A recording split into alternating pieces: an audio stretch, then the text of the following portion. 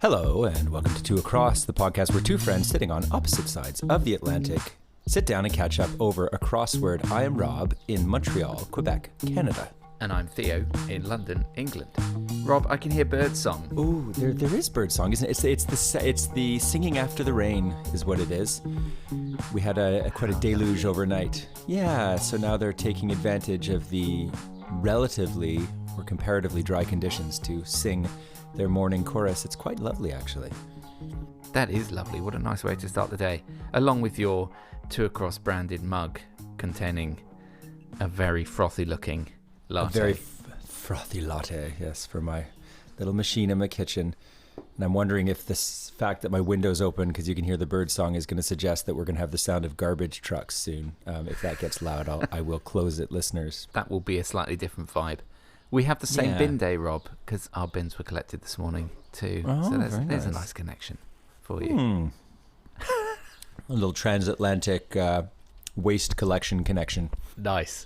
The mention of a latte, by the way, puts me in mind of a little anecdote that I like to tell about a time that I went to Italy. I know we spent most of the last episode talking about Italy, so I won't dwell on on the It's an country Italian again, echo. It exactly that. It's a little callback to last week. But a few years ago, I was there with some friends, and we'd had a big night on the limoncello one night, and the next morning we all went out for coffee, much needed caffeine hit, and I ordered a latte, and the waiter looked at me slightly befuddled and said, "Blanco?" And I said, "Si," assuming he was just checking if I wanted a white coffee. And then what appeared a few minutes later was essentially an enormous glass of frothy milk. So I don't know if you're familiar with the baby chino, but it's a thing you get for kids in cafes which is just warm frothy milk. So we dubbed this the daddy chino. Yes, because obviously in Italy latte is just the milk. It's not a form of coffee. You'd have to say cafe latte, I suppose. Okay. So I then just ordered a double espresso and dropped it into your baby chino. Yeah, like a shot in a pint. But anyway, a cautionary tale. So Rob, how's life? Yeah, good. We're coming off of the annual Coursal street party. Every year we do what's called a fête des voisins. And so all of the neighbors come out on the street. We get the street close to traffic. Nice barriers at either end and cars parked to stop any intrusion of other vehicles.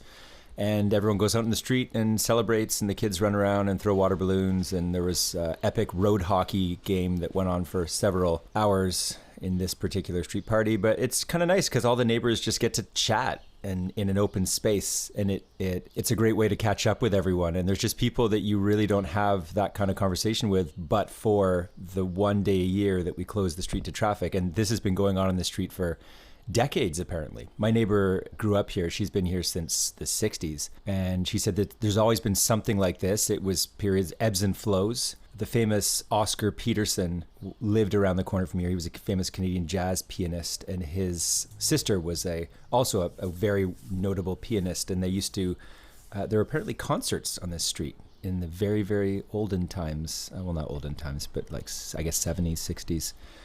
So it's a long-standing tradition, all to say, and it's been wonderful. On the weekend, everyone has a really great time. We do potluck food, and yeah. How nice. Yeah. I've obviously been to visit you before in Montreal, and it is, your street does have a lovely communal vibe to it. It's Victorian era, is that right? It is. Yeah. 1875. It's older than most of the housing in South London, actually. It's older than mine. Yeah. Yeah, that's impressive, and I think it evokes that, classic feel of the terraced road, yes, where everyone is kind of cheek by jowl, and you can't but be neighbourly, which I think is lovely.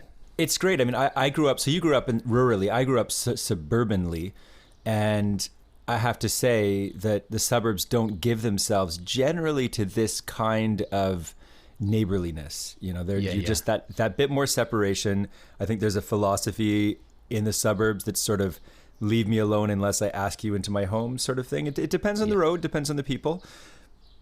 But that's why I've chosen to live in the city most of my adult life, because I enjoy that aspect of you go out your door and you run into people and you chat. And I think that's the animating principle of people who've chosen to live in the city, is that they do want to live a bit more socially and a bit more in a neighborly way.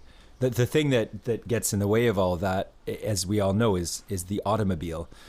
And I'm always wondering how long we're going to be blind to the trade-offs that we're making in making our streets and our spaces so car heavy. I know there's been efforts in a lot of cities to minimize that, increasing cyclability, closing roads to non-local traffic in London specifically, which led to a lot of green signs on front lawns, as I recall. But here, years ago, we had a particularly good Fête des Voisins, and everyone was really jazzed up. And we said, why don't we do this more often? You know, like at least try and have maybe a day a month in the summer where we just close the street. Nothing special, but we close it so the kids can play. And at the time, it was easier to apply for a permit from the city, and we sort of went and canvassed the neighbors, and it turned out most people didn't want it. Said, no, you know, that day where we have the Fête des Voisins is hell for me. I can't find parking and everything. And for people, all they see is that inconvenience that their car is displaced, and it makes their lives somewhat more challenging in terms of finding parking, whereas they don't see the sort of upside of the neighborliness. So we said, okay, well, that's not going to work.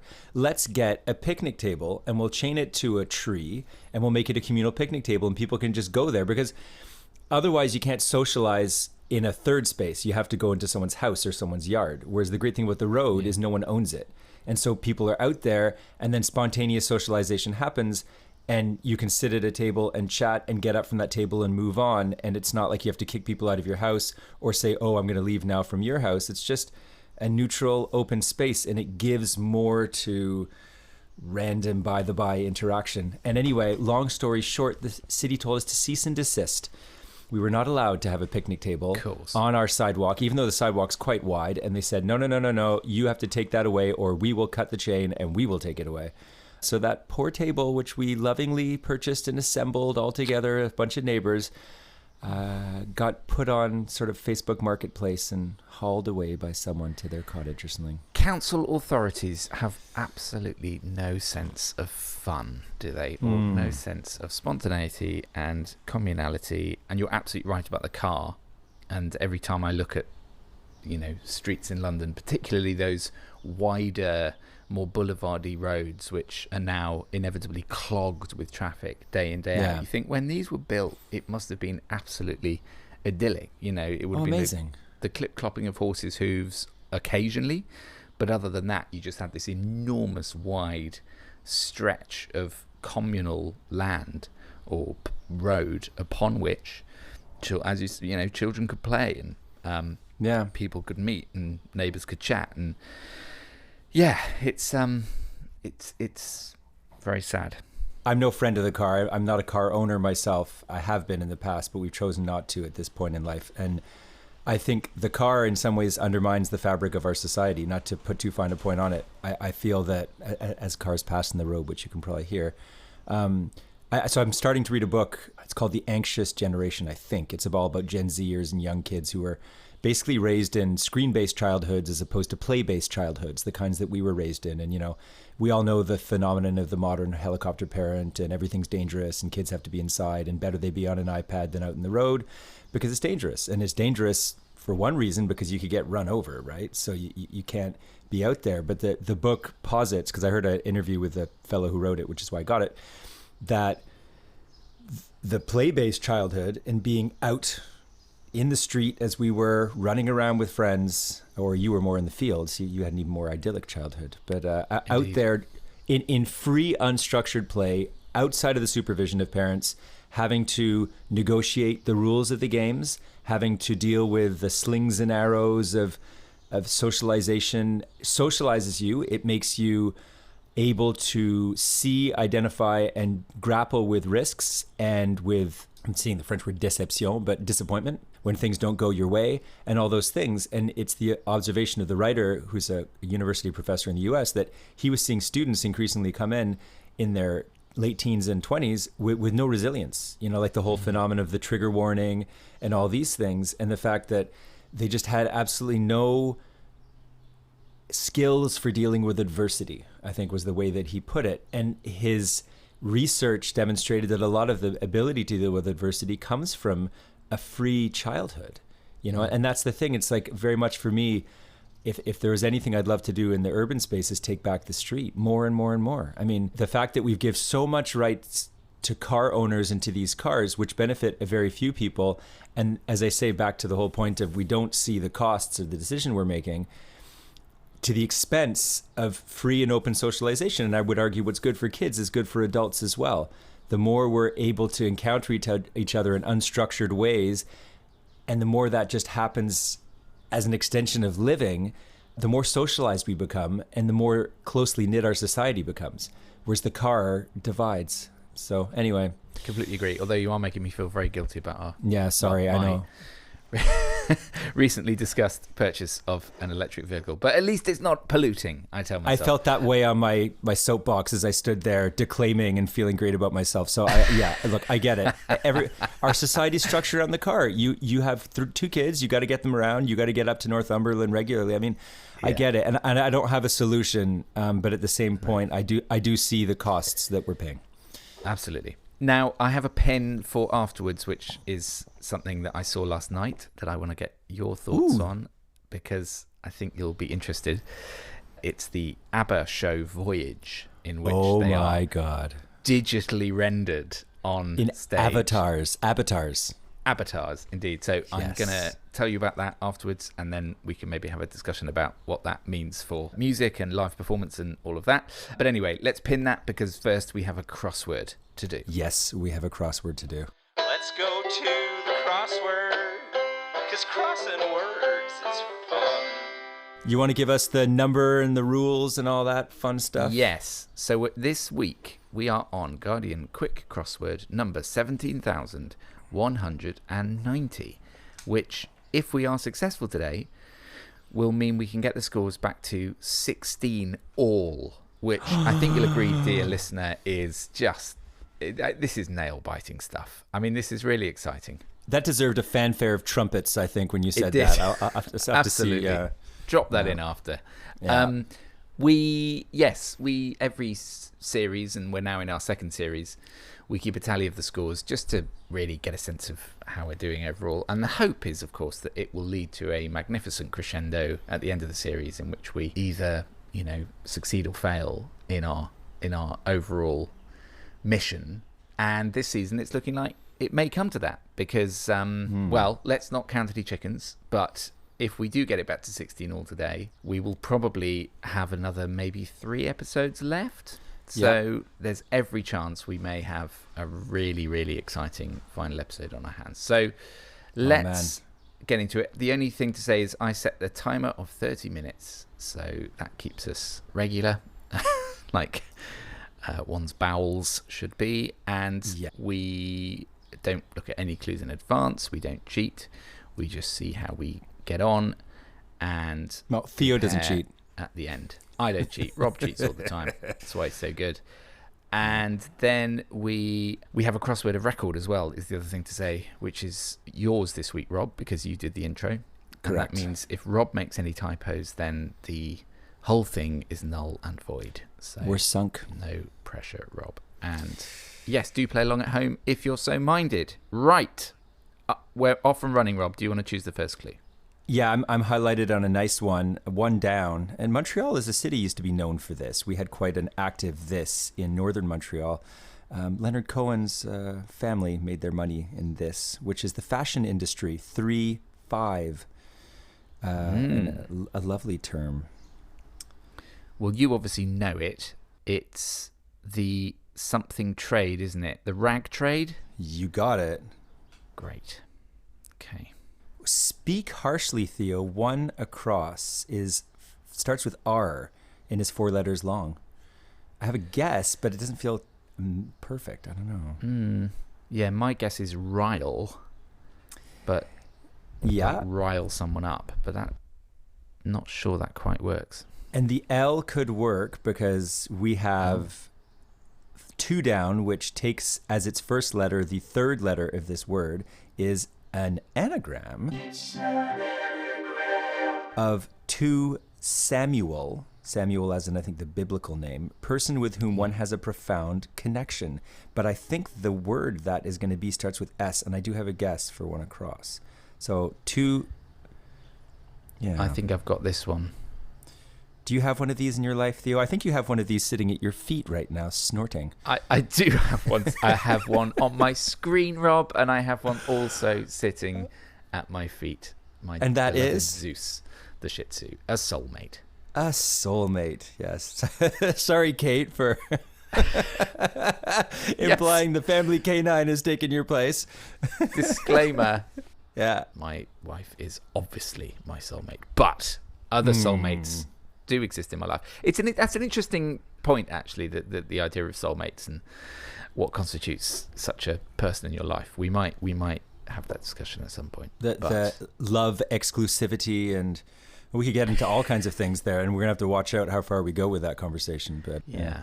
And one's hope, I think, for one's kids is always that they can meet theirs, or yes, some version of in either human or animal form. But human tends to be more enduring unless you get a parrot. My daughter's actually away this week at a camp, at a PGL camp, which parents get lost. Parents get lost, which you would also have had experience of during your time over here. Or not? No. COVID stole that. It snatched it from my oldest daughter, who still talks about losing that. Yeah. Well, my daughter is getting her experience of it this week, and I have to say, I'm feeling rather bereft. And I'm getting a little sort of glimpse of empty nest syndrome, which is that sort of, I was fully expecting it would just be a week of full-on celebration and freedom. Obviously, we still have another child, so it's not quite that level. But you'd be like, oh, great. But actually, you just spend a lot of time sort of fretting about them and hoping they're okay and wondering how they're getting on. Have they sent a text yet? Any letters? They're not allowed.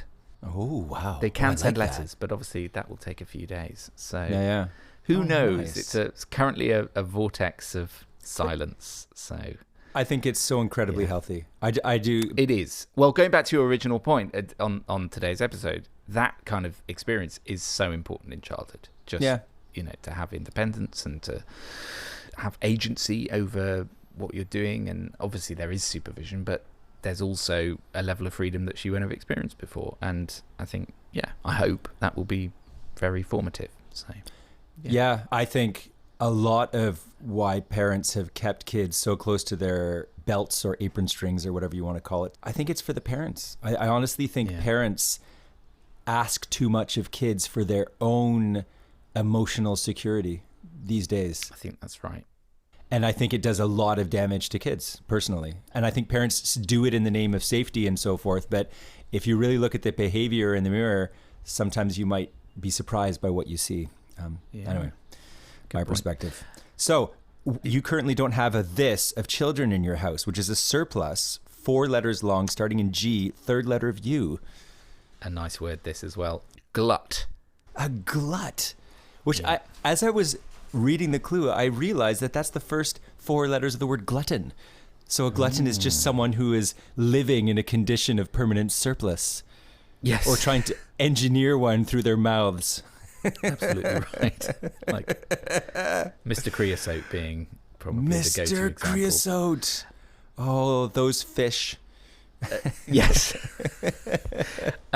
This one across, then. Are we going to put... Oh, yeah. Sorry, I already put it in. I believe it's rasp.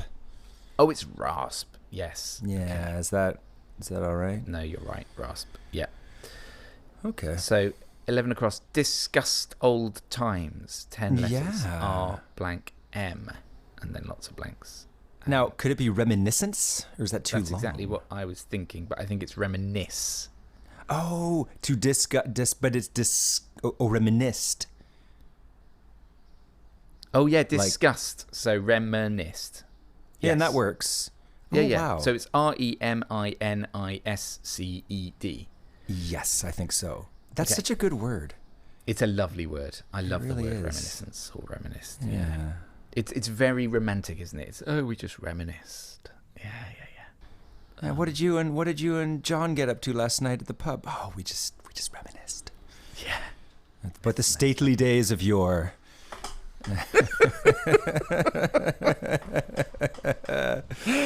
Oh, brilliant. All right, So, where are we going next? well, I've got, I love a double worder, so I'm going to take us to one of those, which is 5 down, and it's 7-3. And the clue is fly trap. And the 5th letter is E. That's the only letter we have. Oh. I'm not seeing it straight away. No, because I was something like paper, like fly paper or whatever, but that's not going to work. So No, it's not. This might be a tricky one, actually. Yep. I might have... Yeah. Okay, well, let's try and get some of the letters involved in that word. Let's do that. 3 across is type of porcelain or paint. 8 letters. You got that? Someone's got the police outside. Yeah. Is that They're you? on their way. They're on their way for, this red hot crosswording happening up here, and smoke is billowing out of the window. I thought they were coming for your picnic table. Maybe. Yeah, there's a lot going on here. Should we sort of scooch around until we find something? I've got a long one that I think could maybe set us on an interesting course, because we only have one letter, which is 10 down. Secretly enter, in brackets, an organization. It's 10 letters long, and the second letter is an N. So I think I might have... Oh, yeah. You got it? I've got it as well. Is it infiltrate? That's what I think. What do you think about that? Yeah, I think it's got to be. Okay. I think it's got to be. So that's good, because it gives us some letters, including for 14 across, if we want to just clean up the top left of the crossword, a trifling matter, which I don't see immediately, and I'm hoping it's an English word that you're like, of course, which is D 6 space. letters. Yeah, 6 letters. D space T space I space. A trifling matter. Now, yeah. Do you know it? No. No, Theo, I do not. And we've got all the letters we're going to get. I know. The trifling matter is a little... Because you could say a ditty, but that's more like a tune, isn't it? Yeah. He sang a ditty. Yeah. Which a ditty is sort of a trifling tune, isn't it? We may have to come back to that one, Rob. Yeah, it's a little bit difficult, and I really don't see what that could be. I'm just sort of looking. It's a mere... 'Tis but a flesh wound. What could it be? I got it. Is it related to trifle? Not at all. No. Okay, go on. It's just a minor thing, that isn't that important. A detail. There you go. Excellent. I don't think that's a good clue for detail, personally. But No, it's not great.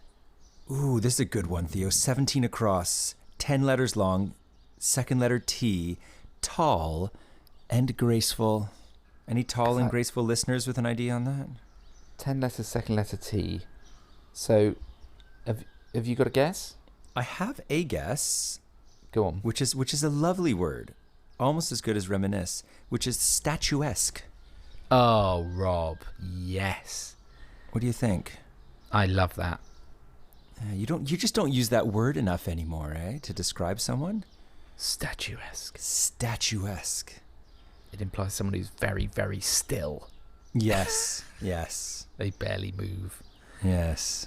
Like those human statues in That's Covent right. Garden. God, imagine covering yourself with that sort of sparkly gold paint every day. I mean, that's got to lead to skin cancer, doesn't it? Yeah.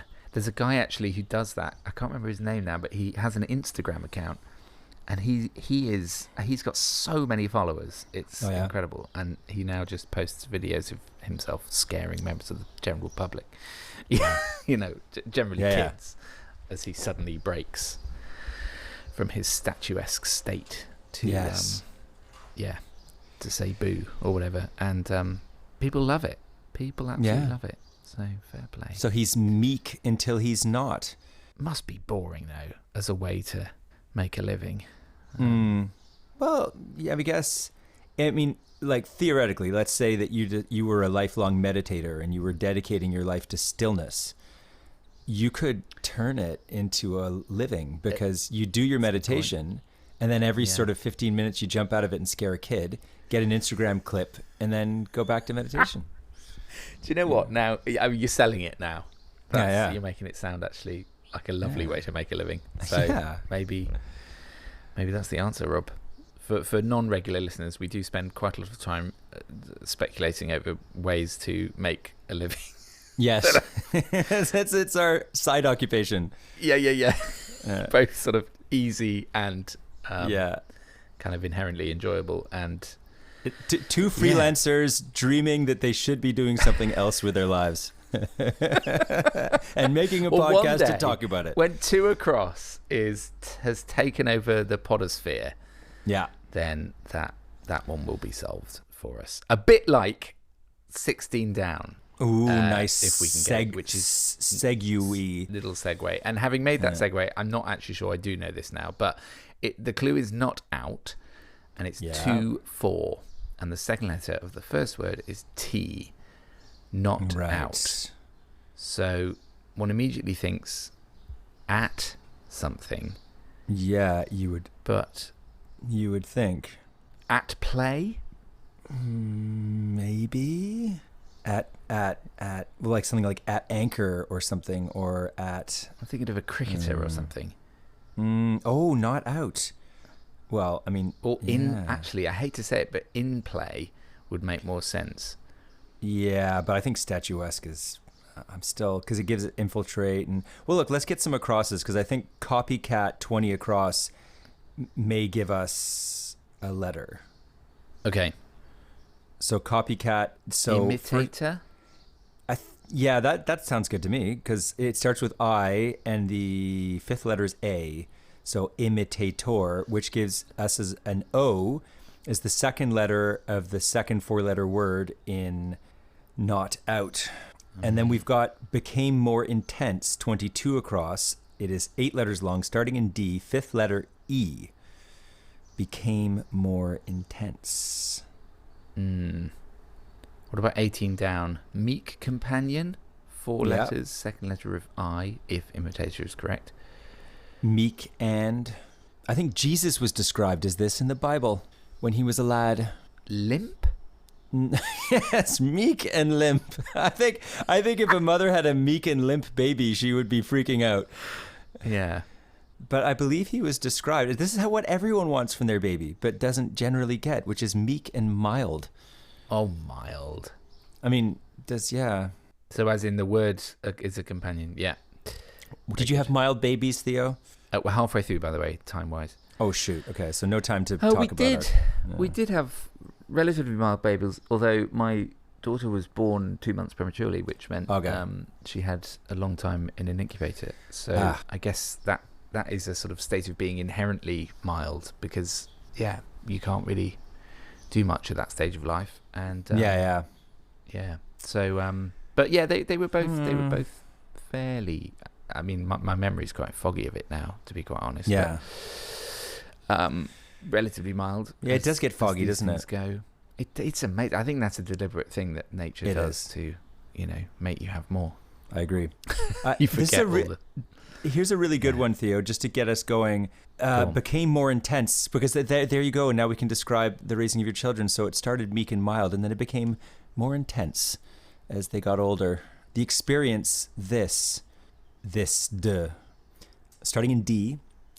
It's 8 letters long. The fifth letter is E, and that's what we have. In the interest of time, descended or depressed or something like that. No, because that doesn't really work. Yeah, just tell us, Rob. Yeah, so like the Bee Gees asked, "How much more intense has your love become?" In a song, which people may know as "How deep is your love?" Oh, deepening. Deepened, I believe, because it's became more intense. Yeah. Now, 19 down is, I really like this clue a lot. So it's space I, space E, 4 letters long, and the clue is information record or one across. Now, listeners will recall, those who do not have a photographic memory, that one across is rasp. And so this is both a synonym of rasp and of an information record. And I believe do you have a guess on that one, Theo? I do. Yes. Is it a file? Yes. Like the kind of thing that, a hardened convict would use to saw the bars off of the window of his cell so he could get out. Lovely. Something it would be smuggled into his cell by a loved one in a cake. Yes. So this means 16 down is now, this is our not out. Yeah. It now has a second letter of T. In fact, we've got all the letters we're going to get, assuming, I think we can assume that all those guesses were correct. Yeah. So blank T is the first word, and then blank O, blank E is the second word. Not out. Yep. So it's not at play. It's likely at something, I think, unless it's something, but I don't see many words to, yeah. Let's come back to it. Yep. Let's do that. Okay, so where do you want to take us next, Theo? 11 minutes, 40 seconds left. So let's try. Well, there's a letter with there's a word with a Q in it, which is 12 down. Yes. Brackets good, and then enough. 8 letters, which has the fourth letter is Q. Yep. Good enough. Good. Adequate. Adequate. Lovely. And then 21 across is shoe fastener or decorative material. 4 letters, second letter of A, presumably lace. Yes. Sorry, where are we, Theo? That was 21 across, sorry. And that's okay. I'm still staring at our challenging one. Yeah. Okay, so lace is 21. Yeah, absolutely. That makes a lot of sense. Okay, so we're getting something there. We'll get back to the other one. We'll get back to it. Service charges, 23 across, 4 letters long, space E, space. Is that just fees? I think that Do you think? works. Yeah, I think that's good. It's a bit simple, but I mean, yeah, kind of makes sense. Yeah. So then 13 down, despairing is 8 letters long, 4th letter E, 6th letter E, and final letter S. Despairing. I think I might know this. Go on. I was despairing at it for a second because I had lost this, and then I found it back, and I found the solution. Go on. I was hopeless. I'd lost all hope. Ah, right. Okay, lovely. What do you think? No, I like that, definitely. Okay. Gives an interesting one for 15 across. Yes. Which is familiar with. 4-2. Yeah. First letter ends in D. First word ends in D. Second word ends in O. Familiar with. Yeah. Not seeing that straight away. I believe it is used to. Used to. Yes. Yeah. Well done. Which means our fly trap, 7-3, this is 5 down, now has, so the first word has a 5th letter of E and a 7th letter of S, while the second word has a middle letter of E. Fly trap. Yeah. Man. Oh, Theo. I love that sound. I think I have not out. Oh. Because if you're not out, you're what? I don't know. You're in. Yes. Yeah. But so in doesn't fit. If the postman knocked at your door with a parcel and you were not out, you would be at home. Home. So easy. Yes. Someone on their bicycle in one of the former British colonies is screaming at us. So I'm glad that That's a good way of putting it. Yes. We've managed to get them back to safe bicycling by solving that. I do apologise to the cycling postman. Yes. 7 minutes 55 left. Yes. And we have 1, 2, 3, lot. 4, 5, 6 clues to get. So, yeah, we're going to need to get something in this top right corner. How about this one? 4 down. Axle or elbow? Question mark. 6 letters. 5th letter S. Go on. So it's something that follows each of those words, and that's what messed me up. So it's something that follows each of them. Oh. Yeah. And that's... It's obviously not joint. No. No. Go on. I believe it is grease. elbow grease. Yes. What do you think? Yes, I love that. Okay. Good thinking. Which means our type of porcelain or paint, one across, now has so it's 8 letters. The second letter is G. Yeah. This is going to be something. I don't see myself getting that one, but No. What kinds of pottery do you get? I'm trying to think. I don't know. I'm really out of my depth here. Ming Dynasty vases. No, I'm really not a potter. You're not a potter. I hoped you Or were a painter. I hoped you had just some sort of secret fetish for pottery, and then you. I just had to get out the wheel and slap on some clay. Yeah. You're up In in fact, your hidden that attic. 2 across mug, Rob. That 2 across mug was actually made by me. Wow. I know, it looks really professional, right? It does. It's incredible. Yeah. Okay, let's try and get some more letters and hope that something comes. 9 across, I think, is gettable. Signed call for action. It is 8 letters long, and the second letter is E. A signed call for action. So that's not an order, obviously. No. Or an edict. Or No. Go on, just tell me, Rob. We haven't got time. Signed by many people. Oh, Many a people declaration? Close. A petition. A petition. What do you think? Yes. Very good. Easy to sign these days.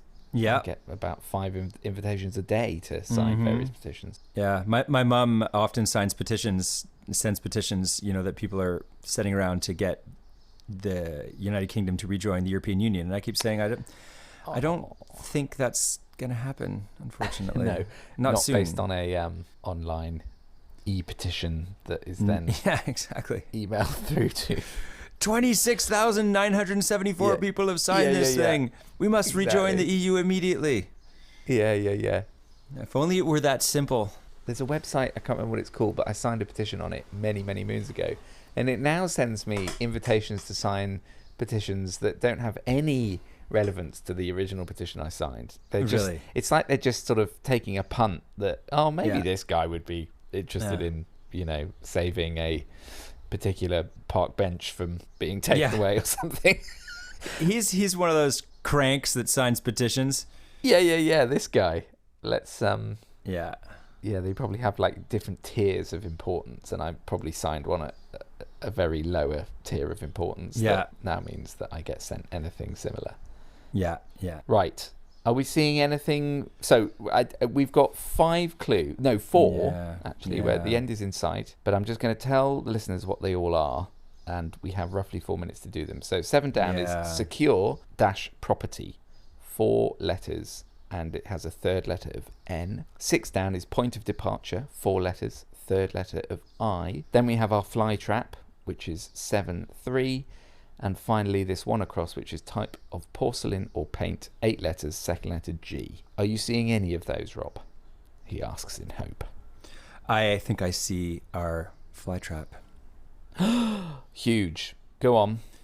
So I don't think it's a human-made fly trap. I believe it is a fly trap made by another insect to catch its fellow fly. Although, is this a fly? An arachnid? Is it a fly? It could be. Could be. So it's a web, presumably, a something web. I think so, yeah. A spider's web. Yeah, a spider's web. I don't Charlotte's like web. the lack of apostrophe on spiders. But yeah. And we would just say a spider we'll have web to let it in North slide. America. We would A never say spider a web, yeah. spider's web. But I guess every single web is idiomatic to a specific spider, which brings me to a pin we'll have to do later. Yes, I was going to say that. That reminds me of last week's crossword. Okay, type of porcelain or paint now has a second letter of G and a fourth letter of S. God. Oh, God. Yeah, really? Come on. This is obscure knowledge. This is not general knowledge. And, there's a lot of people out there who don't like porcelain or just don't care. And I am one of them. Just trying to think of types of paint like oils, watercolors. That's bad. I'm out. Yeah, I know. That's it. We're done. Water-based, gloss, matte. Presumably it's got to start with a vowel, right? Yeah, it's going to be something we've never heard of. But let's see if we can get the others, and then at least we have all the letters. So point of departure, 4 letters, third letter, I. Wait, I think I might know what it is. No. I think I do. Go on. Yes. Oh, and point of departure. 1 minute 20, Rob. Okay. Sorry. Like, you would get this as a type of paint if you were buying white paint, Theo. No, just Rob, for your say, walls. just say. You're buying white paint for your walls, and it's got a funky name, but not that funky, and it's matte in color, and it looks like something. We're back to our chickens, Theo. We're back to our chickens. The chickens. Rob, what are you talking about? Just say it. But you said all our eggs in one basket at the beginning, and our chickens. Rob, we have under a minute left. Please stop school teaching me. Just say what it bloody is. It's eggshell. Oh, right. Okay. Thank you. Yeah. So actually, gloss matte, that was on the right line. So now we have, thanks to your procrastinations, we have 30 seconds to get 2 words. We have 6 down, E blank I, and 7 down. I already put 7 in. So 7 is okay. Secure property, L space, N space. Got it, Theo? No, because I was going to say loan, but obviously that's it's land. Land, yes, and then yes. Okay. Point of departure, E space, I space. Point of departure, which is good because it's the point at which you depart a building. It's the point that you would go through to leave. Exit! Yes! Rob! With 5 seconds to spare. There we go. It is. There it is, people. God, I'm stressed. I wanted to school teacher, though. It was so good. It was such a good opportunity. I know it was, Rob, but we really didn't have the time. Although, as it turned out, we did have the time. Yeah. I wanted to bring it back to the origin of your eggs in one basket. I felt that was a propos, as they say. A propos. Right. Oh, my goodness. Well, we didn't have time to check any spellings, but I think... But I got to check this because it's me crossword today. It is you crossword. Oh, my God. Okay, so... just as a reminder, listeners, if we've got this, then we are back to level scores, which is quite some feat, considering I think we were at least 5 or 6 behind a few episodes ago. So we've had a very good run. It's a statuesque performance today, Theo. Well, I'm going to give you Get of the Day for that one, Rob. I think that was really well thought out because you only had 1 letter to go on, which admittedly was a... no, you didn't have the Q, did you? You had the T, but it was the second T. Yeah, but it was good because it implied an S, and then once you get the ST, then it kind of gives you some juicy stuff. Good words today. Right. Shall we get on with it and check if we've got everything right? I'll do that right now. So what do I click, Theo? Reveal all? No, check all. Check all. And that shows you if any letters are wrong. Theo, we're correct. Oh, that's such a good feeling. I was really nervous about halfway through that, looking at the board thinking, no, we're too far behind. We've got too much ground to make up. But in the very nick of time, inspiration, eggshell-coloured inspiration struck. Yeah. Or eggshell textured, I should say, because it refers to the texture, not the colour, doesn't it? That was, I mean, the G actually helped a lot because... That was really well done. If you think about it, like a vowel before a G, there's not a lot of things that could go there. There's really only... I mean, unless it's egregious or something like that. Yeah, that's highly unlikely. But even that would have... No, just 1 G in egregious, right? Yeah. This is egregious porcelain. So when you go to your local hardware store to pick up some paint, I've got this hot new color. It's called egregious. Your wife is going to love it. You'll see. It does sound like a paint color. It does too. Like you're being edgy, you know. Could I get that in egregious, please? Ooh, nice choice, sir. I remember my mum and I once, when I was a kid, she took me with her to choose a paint color for the hallway, and we got to the shop and we knew we wanted something bright. So I was like, look, there's one called Midas Touch. That sounds bright. Yeah. And my mum must have been, I think she was not really in any mood to sort of spend too long in this place. So she was like, yeah, all right, let's get that. And then you know that thing they say, once it's on the wall, it's like 3 times brighter than it actually appears. Yes. And sure enough, our hallway did get the Midas Touch. It was blindingly yellow. You know, I mean, it was cheery and bright, but it was my goodness me, you needed sunglasses on a bright day. Yeah, so don't empower your kids something. empower your kids to give you home decoration advice. Yes, where they'll choose is the lesson there. Solely based on a word that they think is kind of funny.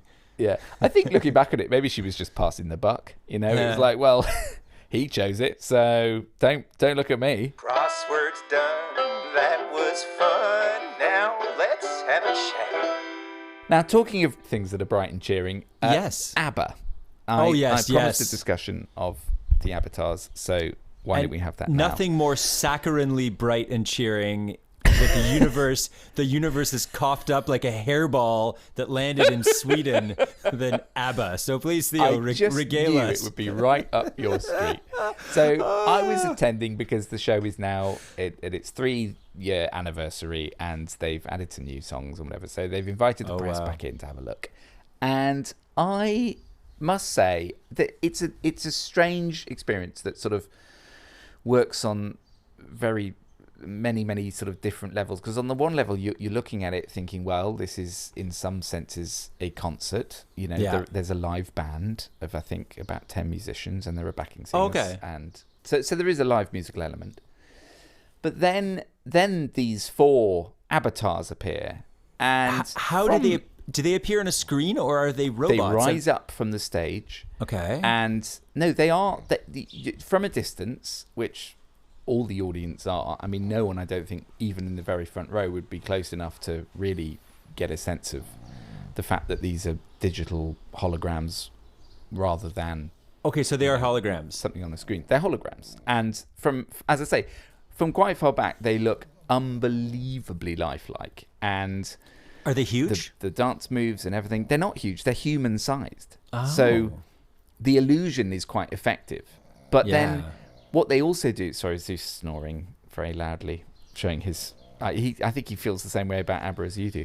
So that is quite impressive. But then what they also do is show close-ups of the Abbatars on these enormous screens. So like you would at any pop concert these days, you're kind of watching two things. You're watching the stage, but then you're also watching the screens. Yeah. So you're watching like filmed footage of digital holograms, and which is a very weird thing. And the film footage does not look as impressive as the holograms do from afar, because obviously you're looking at digitally generated characters. So they look a bit like, characters in a video game or something. So it's a very odd experience. But the lighting is very impressive. The music, the sound system is very good, as you would imagine it would be. It's in this sort of custom-made arena. So at one point, the ushers kind of come along and encourage you to start waving your arms around the air, as if. Which I'm like, if this was real Abba, you would not need, ushers encouraging you to put your arms in the air. It all feels like there's a slightly sort of manufactured feeling about it. But at the same time, as I say, it is undoubtedly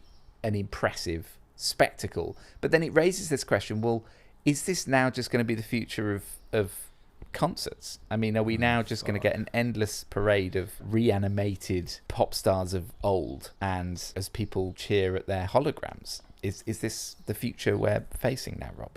So, and in fact, on the tube on the way back, I was talking to the friend that I went with about this, and I said, they'll no doubt do an Elvis one soon. And this woman overheard us and said, they are doing an Elvis one. It's coming out in a few months. Elvis Evolution. Of course they're bloody doing an Elvis one. Elvolution, exactly. And they'll do a Beatles one at some point, and they'll probably do, I don't know, Elton John or the Rolling Stones or whoever.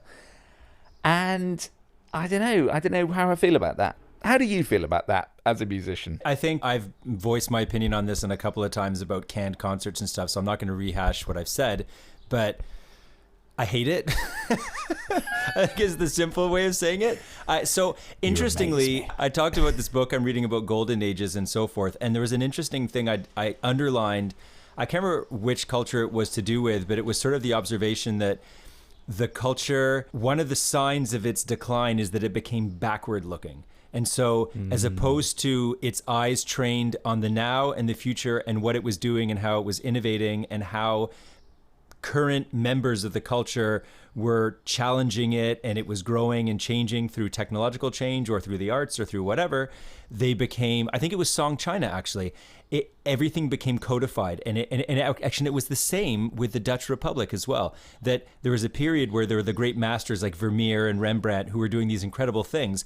And then what happened was that the sort of bourgeois of the Dutch Republic just started to sort of collect reproductions of the older paintings, and apparently Vermeer towards the end of his life was sort of penniless because no one would buy any of his new works because everyone just wanted these sort of reproductions of the bygone era. And the author kind of cleverly hinted that this was one of the many signs that let you know that that golden age was very much in decline. And so I feel the way that we lionize the past and that we're taking all of these, you know, Beatles and Abbas and Elvises and all this stuff and just constantly rehashing it, putting it in the blender, throwing something new up, reblending, putting something new up.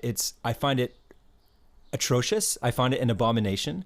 I honestly feel that we as a culture need to be focused on what we are doing. Like we can have a nostalgic moment every once in a while. But the reality is what it is a sign of vested interests perpetuating their own little kind of patch of land that they're rent seeking on, right? So someone owns the rights to ABBA. Maybe ABBA does, or maybe Universal Records or whatever, or probably some hedge fund or private equity group owns it because a lot of them have bought up all these catalogs. Like Neil Young, the Beatles, like there's a lot of private equity firms that have bought up all or part of their catalog with the goal of endlessly monetizing them.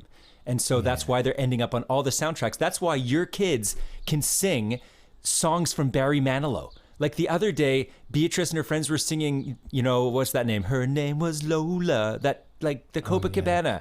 Like how in God's name sorry, I just named my daughter. I have to bleep that. That's against two across rules. But 15-year-olds, you know, listening and knowing the words from songs from the 70s, that's happening because it's being reinserted in the culture through movies like Sing, for instance. My kids know all these old songs because they all watch Sing. Sing was engineered by private equity firms looking to further interest in their catalogs. It's all vested interests that are looking to sort of, but the thing is that saying that great music could only have been made in the 60s and 70s by ABBA and Elton John and the Beatles and the Rolling Stones? Does that mean that we can't make good music anymore? And what does that do to artists today to say the old masters had figured it out? You are now living in an age of decline, and whatever you create will always be lesser. Well, it's also, I think, the fact that the recorded music is no longer very profitable. I mean, unless you're reaching kind of billions and billions of streams, which very few are. It's just not, you know, that's not the way you sustain yourself from a musical catalogue anymore. The way you sustain yourself on a musical catalogue is by selling tickets to a live experience. So that has kind of begat this idea of a long-running show of ABBA songs, in this case, obviously, performed by, you know, not the singers themselves, but by avatars of those singers, which means that they can then have this show that's run for 3 years, night in, night out, without actually having to do it themselves. I mean, it's... I think it's disgusting. I think it's kind of come about by it, as always with these things in kind of popular culture, it's the economy, stupid. It's like, you know, this is just the next way to monetize music. And but, I mean, I do agree with you. I think that in itself is quite depressing. I would take slight issue. I don't think the fact your daughter knows all these tunes from, you know, 40, 50 years ago is indicative of a culture in decline. I think it's indicative of the fact that like popular music is a very distinctive phenomenon that has only existed really for the last half century or so. True. And in the way that a lot of folk songs, a lot of nursery rhymes, those sort of things have perpetuated down the ages, there are only so many variations of a 3-minute song based around usually around 4 or 5 chords that you can have. And so the fact these bands and these artists kind of got there first in some sense, you know, they coined all of these tunes, is more about the nature of the art form or the genre itself, and that is still a relatively new phenomenon. So I think a lot of these tunes will just continue to be sort of recycled down the generations, because in some ways they're sort of, I guess, like, you know, they're the OGs of the genre. So they will continue. I don't think that means there won't be new evolutions, but my hope is that... Abolutions. Or abolutions, lovely. Very nice. I mean, this is a massive subject that we could no doubt talk about at much more length, but it's certainly interesting food for thought. And yes, we should talk about it again at some point. Sorry, I'm choking up here. I would add one thing to your point, which actually I do take your point, the fact that they were, you know, the first to a certain extent. And I heard a great talk about Montaigne, the great French essayist of the, I think, 17th century. But the argument was that when he was writing his essays, that form as a sort of popular form for exploring a thought was relatively unexplored. And so he had the entire space with which to work and do anything with it. And the argument that the presenter made, this was on a podcast called Past, Present, and Future, which is a great podcast, actually, a British podcast. But he said, you know, those who followed inevitably had to kind of respond to that, you know, and then we are all inheritors of it. And so the first to act just has this embarrassment of space in which to colonize, which no one who follows them has. So yeah, point well taken. We do have a few other pins. We do. And we're going long, Theo. We are going long. Should we quickly rattle through them and then tie it all up in a neat bow? I had one pin, which is Sally's Army. Now, we were speculating whether that was to do with the Second World War and the Land Girls and all of that, but in fact, Sally's Army is just an abbreviation for Salvation. The Salvation Army. Salvation Army. So when you say the Sally's Army, which I remember now, I think I had a friend at school whose dad was in the Salvation Army, and he used to refer to it as Sally's Army. So yeah, there you go. That's mine. Here we often call it the Sally Ann, because Salvation Army traditionally is a place you can go and donate furniture and stuff like that. It's like, you know, and thrift shop at the Salvation Army. So it's like going down to the Sally Ann. What's the term? I had a very short pin, Theo, which was just on origin of idiot, because we had idiot and idiomatic and so forth. And I was sort of drawing the connection between the two in the last crossword, because I'd read and I kind of was trying to figure out what the etymology of it was, but I surmised that it related to someone who sort of keeps their own counsel or company, which was pretty close, you know, in the sense of idiomatic.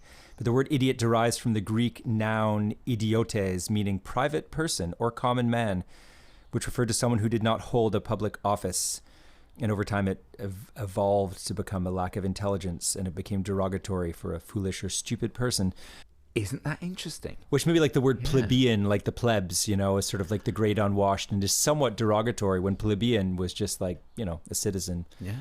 Well, they sound like, I mean, in its original form, that the origin of idiot sounds like a maverick or a buccaneer or somebody to be commended, you know, a bit of an outsider. Whereas nowadays, it is just used in a fairly sort of bleak, oh, you're stupid kind of way. And I've noticed my son, my 5-year-old, uses the word a lot. I think they use it at school just as a generic term of insult. And I always pull him up on it and try and discourage him from its use, because it's a horrible word, really, now. Nowadays, anyway. It is horrible. But maybe the answer to this is to tell him about the etymology of the word and say, oh, in fact, what you're doing is calling them what was it you said? I think it was just a private citizen, a private person, or a common man. So they're just, they're just they're an everyman, which in some ways is a compliment. You say, my lad, you are all at a state school. You are all idiotes. Could you at least use the original Latin, boy? Come on. Lazy. That's exactly what I'll do next time. All right, that's my mission for the week. You got it. Always bring it back to the Greek. Always bring it back to the Greek. Yeah. All right, Rob. The way Boris Johnson used to. Oh, God, the mention of that name. Sorry. Enough to make one shudder. I'm triggering you the way you triggered me with Abba and got my back up. I was going to say we've managed to get through at least a couple of episodes now without any sort of heavy political chat, and just the mention of that name has inevitably brought to mind his American doppelganger, who is wreaking havoc in all sorts of ways at the moment. Yeah. But let's save that for another episode, because we can't. Or perhaps never. I mean, maybe. Or perhaps just not. Yeah, maybe that's not what we're for, Rob. But also maybe everyone out there, like, I mean, it's one of those things, right? It's like that movie Candyman. If you say Candyman 3 times, he shows up and starts killing you. So just don't say it. Yeah. Anyway. All right, cool. Well, look, listeners, we're going to leave you there.